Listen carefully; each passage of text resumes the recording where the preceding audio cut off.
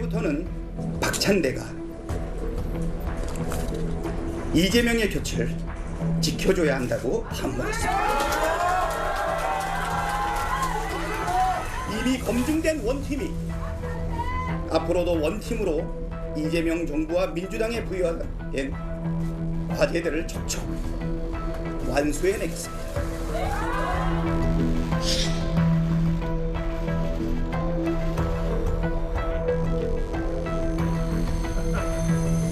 저 박찬대 당정대의 호흡을 누구보다 정확히 알고 흔들림 없이 지켜낼 유일한 후보입니다. 더 강화된 당원 주권도, 성공적인 국정운영 뒷받침도, 개혁입법도, 내란 청산도, 지방선거 승리도 진짜는 박찬대입니다. 지금은 박찬대입니다. 이재명의 필승카드, 정부 성공 필승 대표, 저 박찬대를 당원의 대리인으로, 국민의 일꾼으로 사용해 주십시오.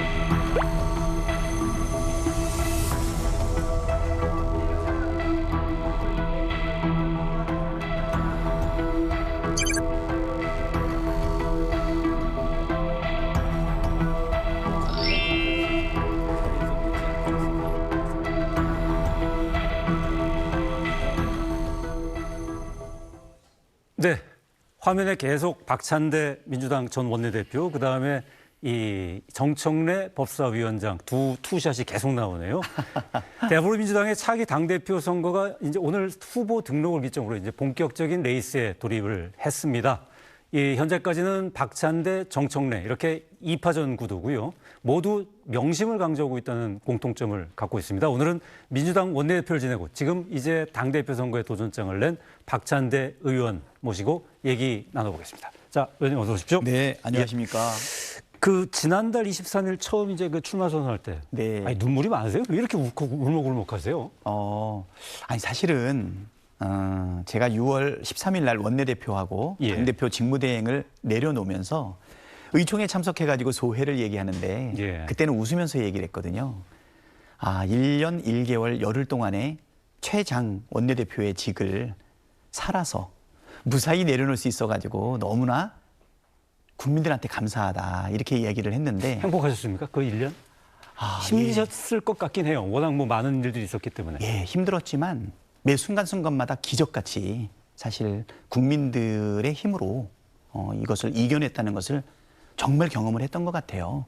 계엄이 터졌던 그 순간 어떻게 2시간 만에 우리 국회의원들이 야당으로만 150명 넘게 모일 수 있었을까. 그리고 2시간 반 만에 190명의 만장일치로 계엄을 해제하고 3분인가 있다가 단전이 벌어졌던 일도 있거든요.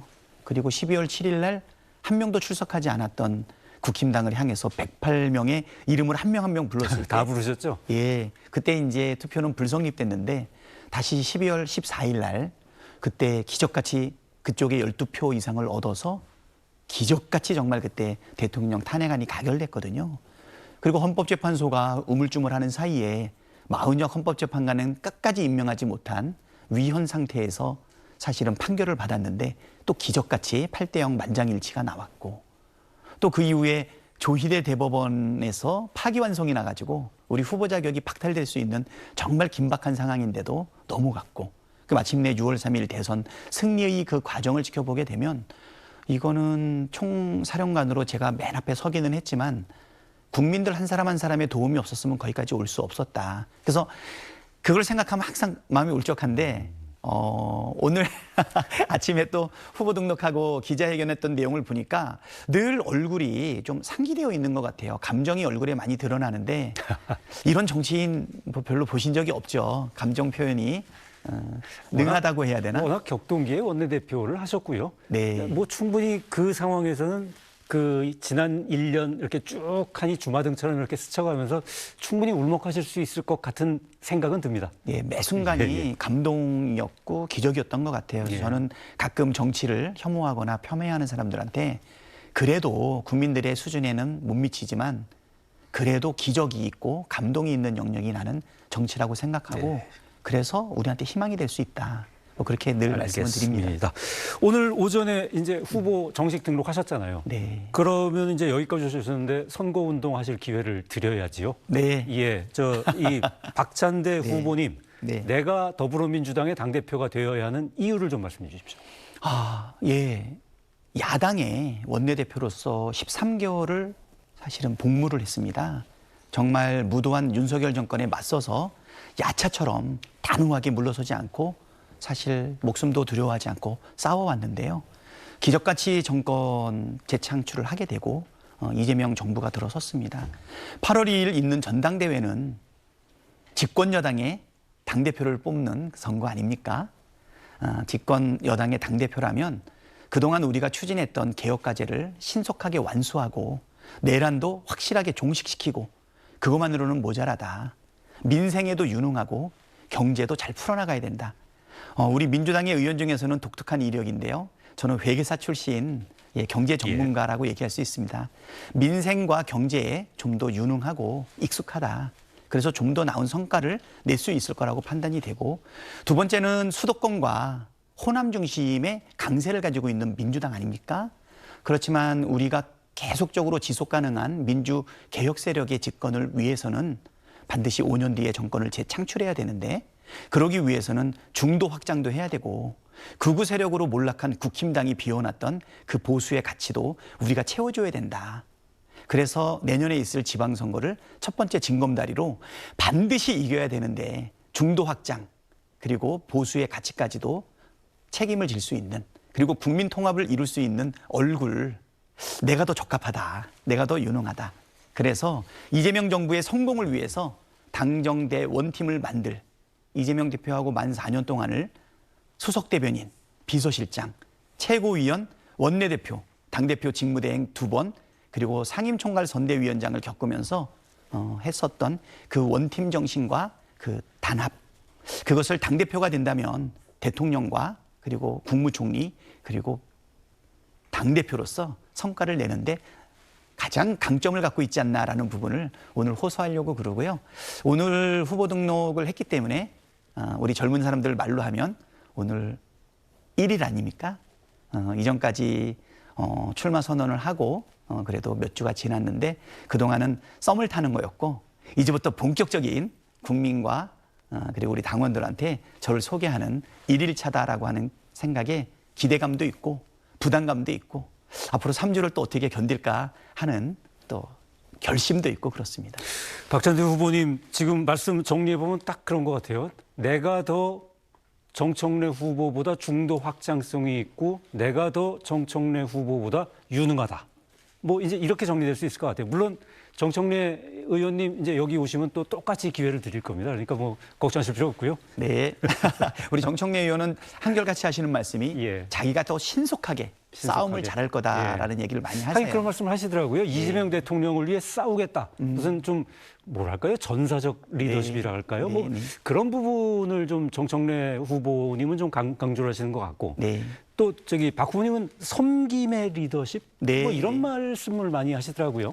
저의 장점이라고 하면은 저는 제 정치를 내세우거나 제가 주목받기보다는 우리 민주당이라고 하는 하나의 팀, 그 팀에서 유능한 구성원들의 재능을 발견해서 적절하게 배치하고 그들이 성과를 낼 수 있게끔 전략을 짜고 뒤를 도와주는 것 아닌가 이 생각이 듭니다. 우리 정청래 후보께서 법사위원장으로 탁월한 능력을 발휘했고 그거로 인해서 정청래에 대한 재발견도 이루어졌지만 그 배후에는 고심 끝에 정청래를 법사위원장으로 발탁해서 세웠던 저의 고충이 있었고요.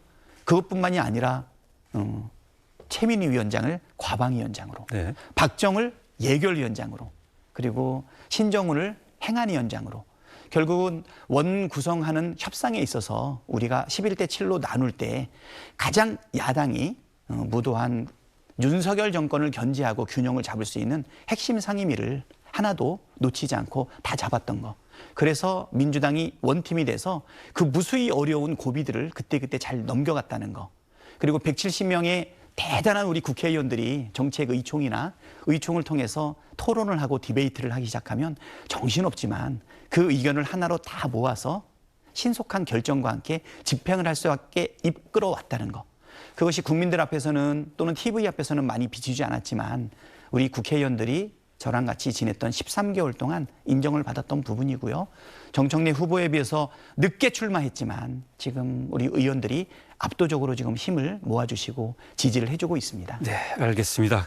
그런데 이 대의원, 그다음에 권리당원, 그다음에 뭐 일반 국민 전부 다 이제 투표를 해야 되잖아요. 네, 여론조사에 그렇습니다. 응하기도 해야 되고. 네.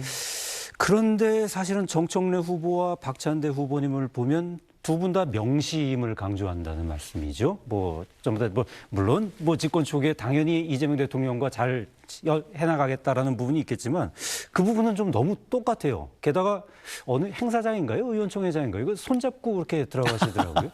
보통 그 남자들은 굉장히 친한 사이들도 손 안 잡지 않습니까? 평소에 손 잡으세요? 손 안 잡죠. 예. 일종의 정치적 행위죠. 그것도 제가 6월 23일 날 출마 선언을 했는데 6월 3일 대선이 있지 않았습니까? 뭐 솔직하게 말씀을 드리면 6월 3일까지는 대선 이후에 저희의 정치적 행보에 대해서 사실 고민하지는 않았어요. 왜냐하면 너무나 긴박하게 돌아갔기 때문에 계엄을 해제하고 탄핵 가결하고 대통령 파면하고 그리고 대선 승리밖에 없는 상황이었는데 그러다 보니까 6월 3일이 되고 나서부터 당원들이 참 많이 요청을 했습니다. 이번에는 당대표가 돼서 이재명 정부의 성공을 도와라. 그게 소명이다라고 하는 요청이 있었는데 지금 시대에는 주권자 당원 시민들의 요구를 가볍게 여길 수가 없습니다. 과거에는 정치인들이 뜻을 세우고 고민한 끝에 결단을 내리는 것으로 정치적 행위가 시작될 수 있었지만 지금은 정치는 정치인이 하는 것 같지만 국민이 한다라는 것을 실증적으로 경험하고 있지 않습니까? 우리 민주당의 전체 당원이 500만 명에 육박한다고 하고 매달 자동이체로 당비를 내는 당원들 진짜 권리당원들이 한 120~130만 명 됩니다. 그들 중에 일부이기는 하지만 적극적으로 당대표에 출마라고 하는 그 요구를 고민하지 않을 수 없었는데요. 그 고민 중에 하나가 내가 자격이 있나 잘할 수 있나도 있었지만 더 중요한 거는 정청래하고 경쟁하는 과정 속에서 자연스럽게 나타나는 마찰과 갈등을 우리가 어떻게 해결할 수 있는가를 고민을 했었던 것이거든요. 그래서 결심했죠. 나는 네거티브 하지 않겠다. 정청래 후보도 하지 않으실 것이다.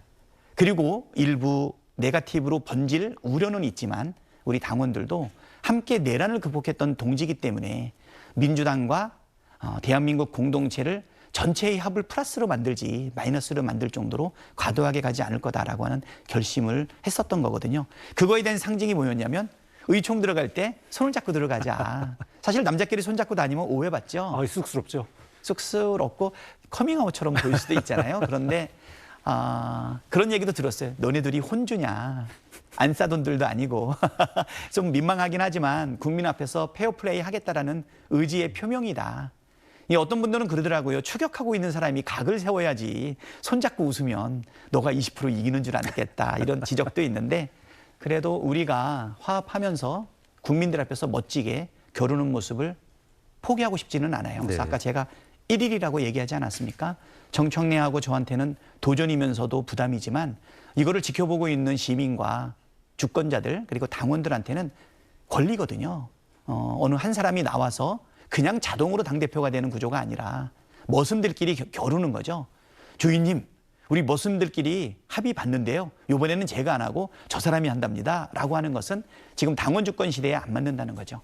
오히려 주인이 머슴들끼리 겨루어서 프레젠테이션 받고 능력을 검증해서 선택해서 결론을 내리는 것이 당원 주권 정당의 기본이다라는 생각이 들어서 결국 이번 민주당 대표 선거의 이제 핵심 그 두 후보의 외침은 결국은 민주당 대통령을 위한 이재명 대통령을 위한 더 좋은 선택이 나다. 뭐 이게 이제 선택 기준이 되겠네요. 네, 그렇습니다. 예, 추격하는 입장이라고 방금 말씀하셨잖아요. 지금 뭐 그거는 맞는 겁니까? 추격하는 거는 맞는 겁니까? 네, 추격한다는 심정이고요. 일단 시기적으로도 좀 늦었고 준비도 부족한 것은 사실입니다. 우리 정청래 후보의 강점을 본다라고 하면 대단한 개인기를 가지고 계세요. 역량도 뛰어나고 또 그가 법사위원장을 하면서 보여줬던 우리 당 지지자들에게 보여줬던 그 사이다 맛 그것은 아마 대단하다.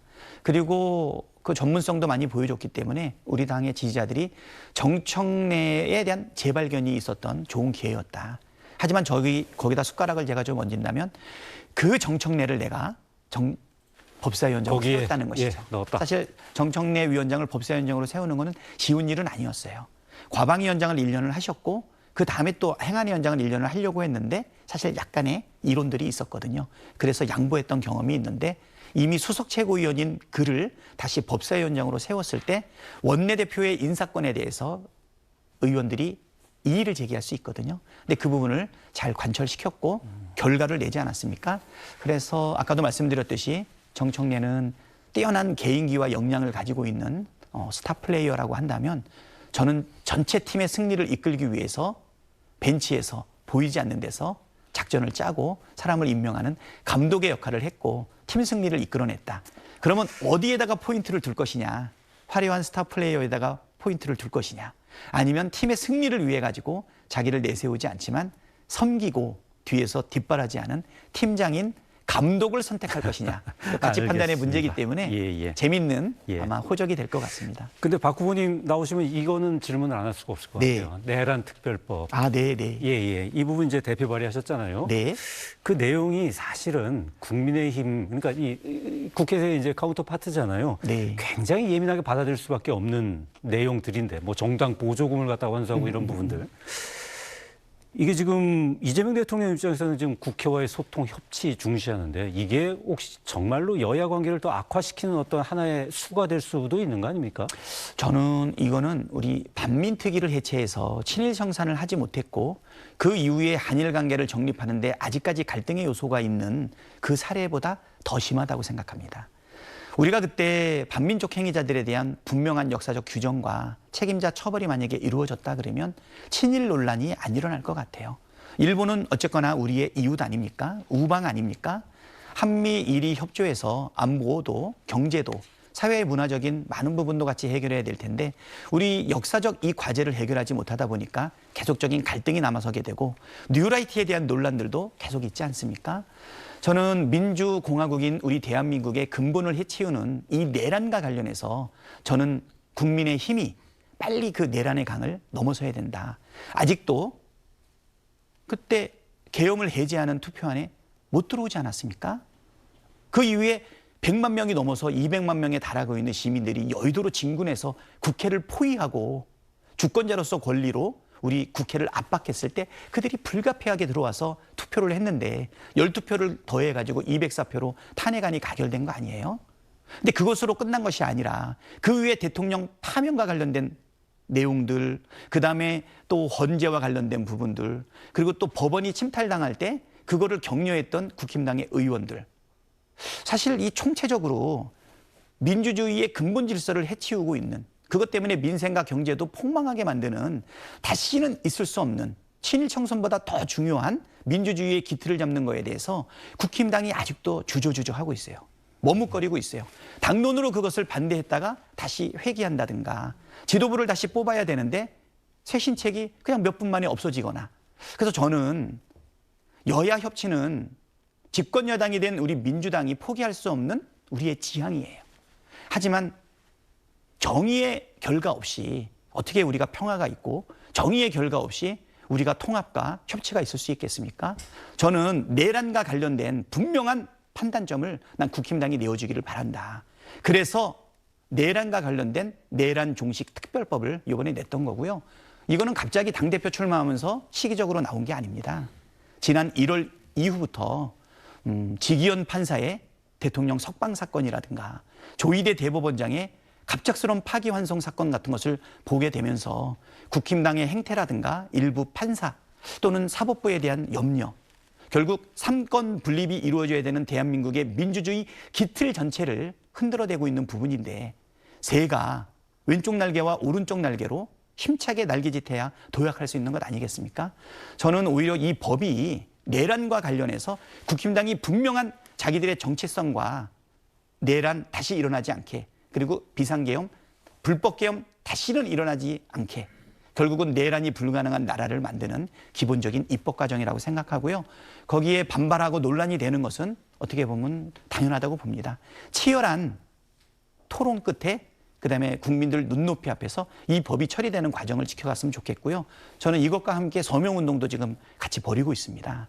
내란 종식 특별법, 결국은 이 종결판을 제가 내놓으면서 계엄에 대해서, 불법 계엄에 대해서, 내란에 대해서 그리고 상권 분립을 위해하고 있는 민주공화국의 가장 근본적인 그 요소에 대해서 짚고 넘어가자라는 뜻이기 때문에 저는 국힘당이 여기에서 다시 내란 잔당으로 오해받는다든가 내란을 극복하지 못하고 아직도 내란 잔당이라는 소리를 들어서는 안 된다. 결단 내리시라. 그런 의미다 생각합니다. 알겠습니다. 박찬대 의원님과 뭐 한 시간 정도 더 얘기했으면 좋겠는데요. 지금 프로그램 시간이 끝나는 시간이어가지고 어쩔 수 없이 지금 끝내라고 지금 계속 사인이 오네요. 예, 좀 편안하게. 예. 네. 아이고 좀 질문하고 싶은 게 인터뷰를 많았었는데 했으면 좋을 것 아쉽습니다. 같습니다. 예. 네. 뭐 다음 기회에 다시 한번 모시고요. 오늘 박 의원님하고 말씀 여기까지 하겠습니다. 네, 감사합니다. 고맙습니다. 예, 오늘 뉴스 브리핑 준비한 소식은 여기까지입니다. 여러분 고맙습니다.